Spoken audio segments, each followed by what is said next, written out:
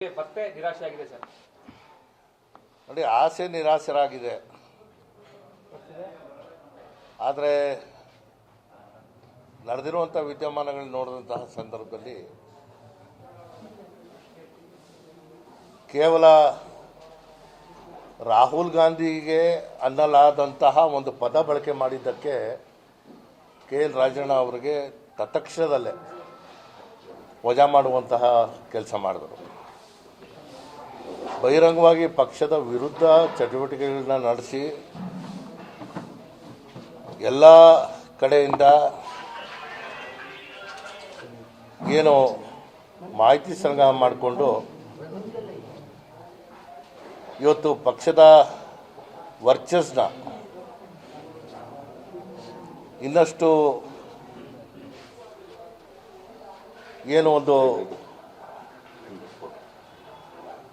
ದಟ್ಟವಾದಂತಹ ನಿರ್ಧಾರಗಳನ್ನ ತಗೊಳ್ಳುವಂಥದ್ರಲ್ಲಿ ಎಲ್ಲ ಒಂದು ಕಡೆಗೆ ವಿಫಲರಾಗಿದ್ದೀವಿ.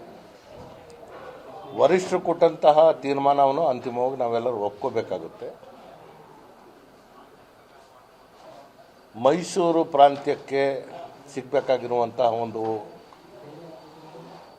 ಶಕ್ತಿ ಅಥವಾ ಗೌರವ ಅದು ಸಿಗದೇ ಇರುವಂಥ ಬೇಸರ ಕೂಡ ನಮಗೆ ಎಲ್ಲರಿಗೂ ಕಾಡ್ತಾ ಇದೆ. ಅಂದರೆ ಪಕ್ಷ ವಿರೋಧಿ ಚಟುವಟಿಕೆಯಿಂದ ಜಮೀರ್ ಅಹಮದ್ ಅವರಿಗೆ ಹೇಳ್ತಾ ಇದ್ದಿರ್ತಾವೆ ಅಲ್ಲ, ಬರೀ ಒಂದೇ ಅಂತಲ್ಲ.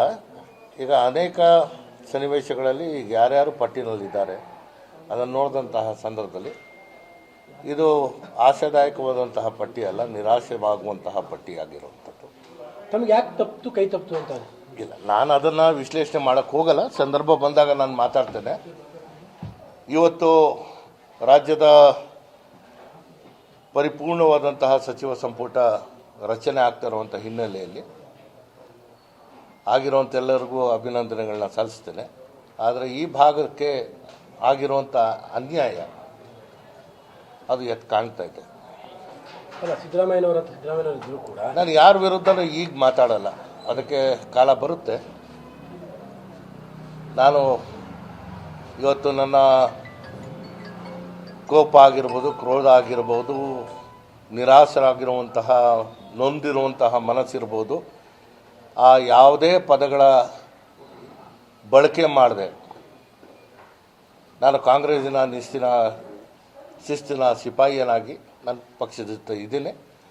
ಆದರೆ ನನ್ನ ಮೇಲೆ ಇರುವಂಥ ಒತ್ತಡವನ್ನು ನನ್ನ ಅಭಿಮಾನಿಗಳು ಮತ್ತು ಕಾರ್ಯಕರ್ತರು ತಗೊಳ್ಳುವಂಥ ನಿರ್ಧಾರ